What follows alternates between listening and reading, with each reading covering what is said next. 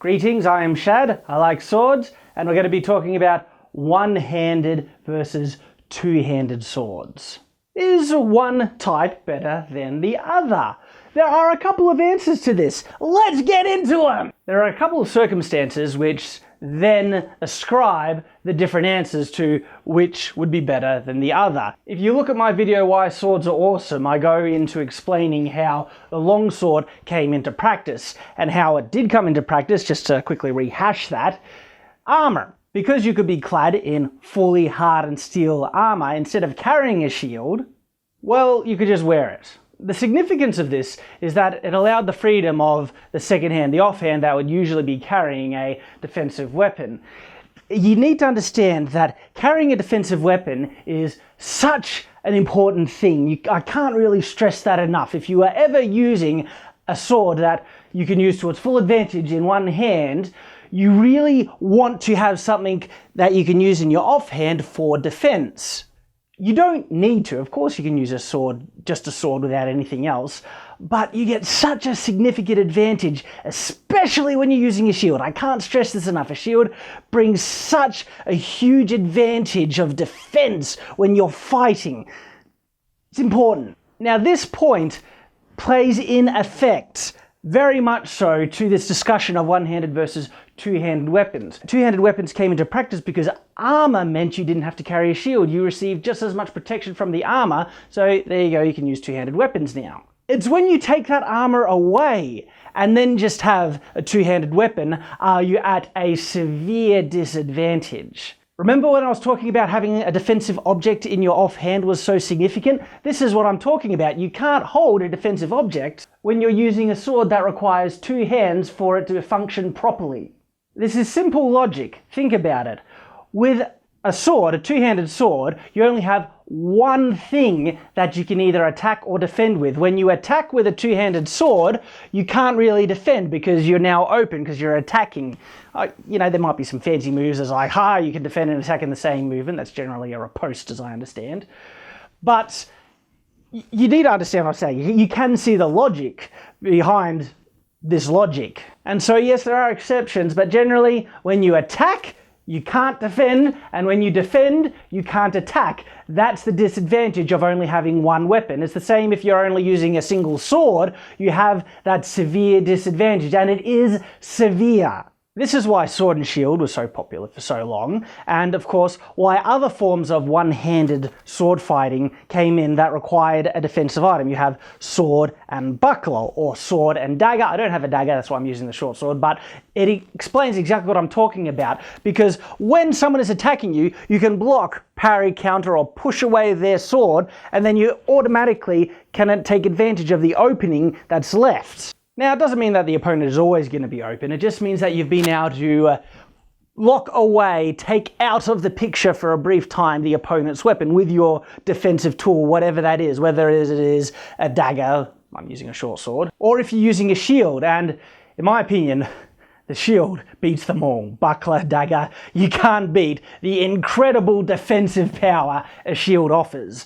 Well, you might ask then, well, why weren't shields used for, throughout the latter points in history? It's a good question. The obvious answer is, of course, that armour thing. Armour came in, you didn't need a shield. So if you're wearing heavy armour, what's the point of carrying a shield? Shields were still used, of course, but they became smaller, like the heater shield. But it's off a battlefield when you cannot predict when you're going to get in a fight that you don't really wear armour for, because granted, if you could have a premonition, you're going to be attacked today, you're going to prepare to the 10th degree, as far as you can. So yeah, chuck on armour, carry a shield, I'm ready for who's going to come in my way, but you can't predict that. And so carrying around a shield or wearing armour for every single day in your life, it's not going to happen. No one did it in history, and it's just ludicrous to do that. You don't walk around carrying a shield every day because you need to do stuff. You'll have a job, you have duties to perform that you need the use of your hands, and you don't want to be lugging around steel-clad metal all the time. It is this very reason why the longsword fell out of use as a weapon of self-defense. It was carried by people and used for self-defense, but it eventually stopped for a very obvious reason, which I'll get into, but I just want to mention another reason why people carried the longsword. Again, it's covered a bit in my video Why Swords Are Awesome, because the longsword, you would only ever really be carrying it unless you had armour to justify your use of the longsword. And so when you're using it, you're really saying, I don't really just have a longsword, I also have full plate armour. That means I'm rich, that means I'm a knight. The longsword was the symbol of the knightly class because of that interaction, that conjunction, that you wouldn't be using a longsword unless you were rich enough to have armour. And so it became a symbol of that position, that class, and that level of wealth. There were several cases where the longsword was actually illegal for anyone who wasn't a knight or noble to carry because it became such a symbol of that class. Going back to that reason that I was mentioning before, that clear and understandable reason why the longsword fell out of use as a weapon for self-defense, well, it's clear, it's understandable, it's obvious. Think about it, because when you are on your merry day and you have a weapon ready for self-defense, you're not wearing armour, and the longsword is kind of incomplete without armour. It came into practice because of armour, so then when you take armour out of the picture, the longsword becomes a much more ineffective weapon. And it's ineffective for those reasons that we talked about. It's a single weapon. Instead, you have a much greater advantage when you have two things to work with, an offensive tool and a defensive tool. The longsword, or any two-handed sword when you're using it, and when I say any two-handed sword, it's kind of funny because really the longsword is the only two-handed sword. Greatsword isn't really a sword. I've gone through this before. It is, yet it isn't. So when you're using the two-handed sword, longsword, it has to be used for both offense and defense because it's the only thing you've got. You have the exact same limitation if you're using an arming sword just by itself, but the great thing about an arming sword is you can use it in one hand. It's made to be used in one hand. It's fully effective in one hand, which is, aha, look at this. I can use something for defense in this hand now, whether that be shield, buckler, dagger, whatever, and then I can really get into things now, can't I? So two-handed weapons generally were most effective and most often used on a battlefield because it's when you're on a battlefield that you're wearing armour to justify the use of such two-handed weapons. It's when you're not on the battlefield and you're not wearing armour that two-handed weapons are not a good option at all. It is not a good pick, and it's proven by history. Longswords fell out of fashion or use as weapons for self-defense because, again, you needed two hands to use them. You were much better off using an arming sword and buckler than just a longsword because you have something to defend with, and it offers such a significant advantage against someone who's just, say, using a longsword and not wearing armour. Now, of course, what I'm talking about doesn't apply when you add armour and longsword together. Then you're really going forward with things because the longsword does give advantages over an arming sword. They're obvious. Now, I've been mentioning defense as a very important and significant thing in melee combat. Well, reach is also very, very significant. Is it more significant than defense, say a shield or something? That is something that is up for debate. In my own opinion, I generally go for defense over reach, but reach is very, very significant. It gives a big, big advantage. And so a longsword gives reach. Not only that, with two hands, the power that you can put behind your attacks is far greater. Because you're dealing with two hands, the weight of the weapon is distributed in both hands, which means you can manipulate it a little bit faster. Much faster if you're just using in one hand, because again, the weight's distributed. So you could almost say longswords are a little bit faster than arming swords.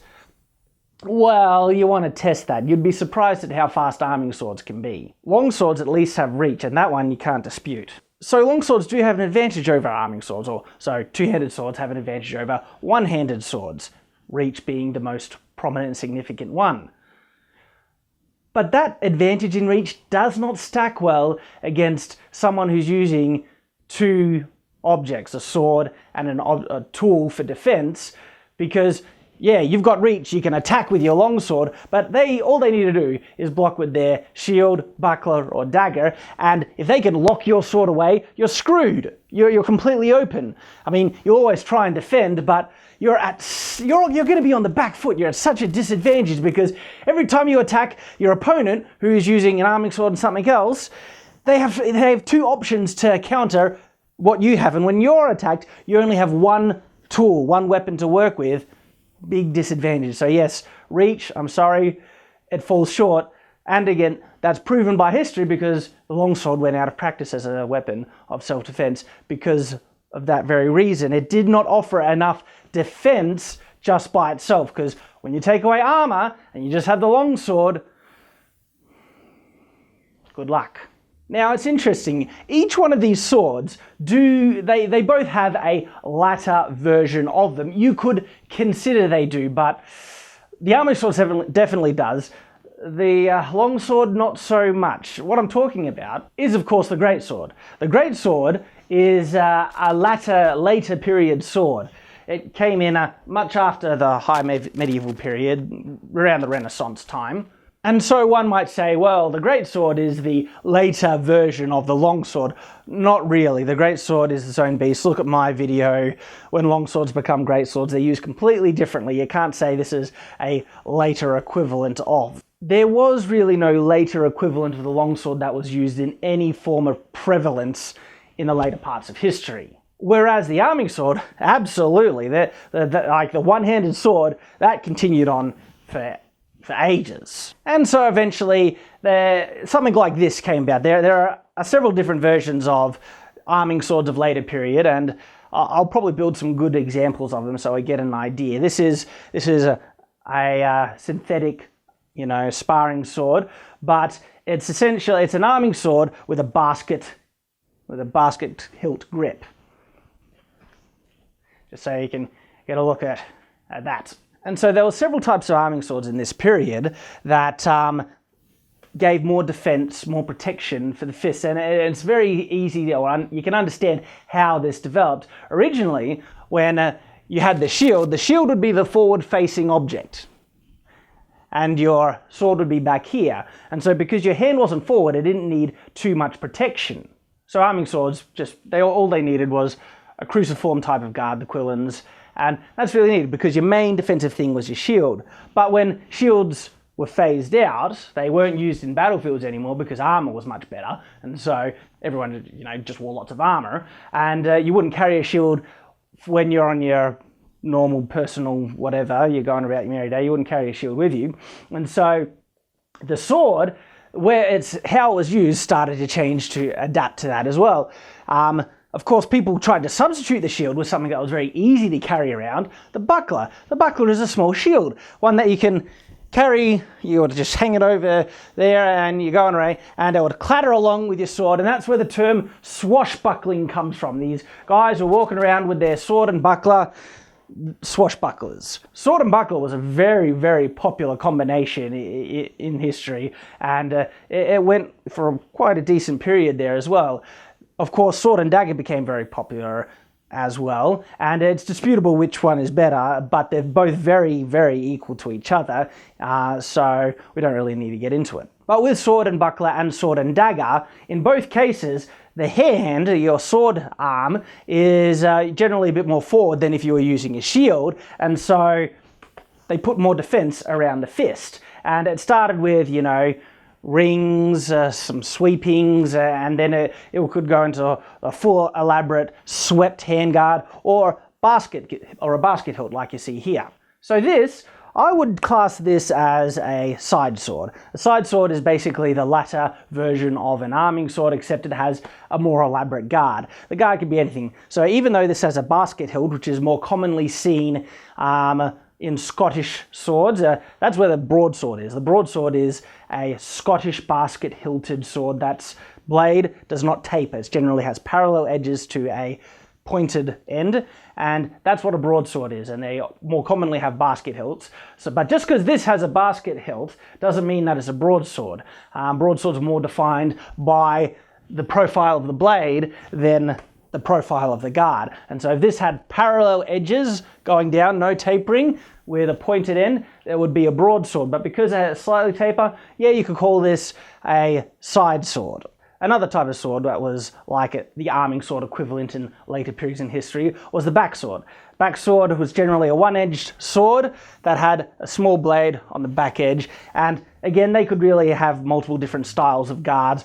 It could be a swept guard, or just have a knuckle guard with some other things, or a full basket, hilt. It was really the blade profile that defined them. The arming sword kept evolving because it was the arming sword that was used as personal defense. Primarily, as we've gone through, because you had your offhand that you could use with an item of self-defense or item of defense, buckler or dagger. So the question of one-handed versus two-handed swords was really answered by history. History shows us what the people of the period chose, and they chose the one-handed swords. The one-handed swords because two-handed swords didn't offer enough defense without armor, and you wouldn't wear armor on your normal everyday life. So the matchup of what's more advantageous of one-handed versus two-handed swords is a bit unfair, because the reason why history fell to arming swords was because of the defensive things. The reason why it did was because you weren't wearing armor often enough, and so you need armor to get the full advantage of two-handed swords. So that's why it fell to that. But if you were to compare the best of both worlds, so arming sword and whatever, buckler, shield, but if you want to compare the best, it would be arming sword and shield versus longsword and armor, so the best of both worlds where one's not at a disadvantage because of circumstances or whatever. Which is better then, one-handed or two-handed? Well, I think history answered that as well. It was longsword and armor. That was much better because armor gave much more protection than the shield. So in that case, yeah, you get the advantage of the reach of the longsword and all the other things we've talked about. So again, history answered that, but history also answered later on, where if you were to take away the battlefield defenses that you get, well then, one-handed weapons win out. So it's interesting, it's circumstances that really determine one-handed versus two-handed, which is better than the other. Granted though, it's much easier to pick up a sword than put yourself in a full suit of armor. I mean, putting yourself in, a full suit of armor, it was a big job. It required, another person to help, a squire's help, to put on all this armor, where you could just, whip up a shield. So, that's another thing that, if you're getting attacked, it's much easier if you have a shield available to quickly grab that and use that than to dress fully in armor. So again, the shield actually has a big advantage because it's a lot more convenient in use than armor. But once you have the armor on, well, you can't beat a full suit of armor in a medieval period when you're looking at defense. That's amazing stuff. So if I was to choose my own personal opinion, one-handed versus two-handed, if I was in a medieval period and I had to pick a weapon, well, I would go with what history chose. If I was going on a battlefield, yeah, I would go full plate armor, give me a long sword, I'm ready to go.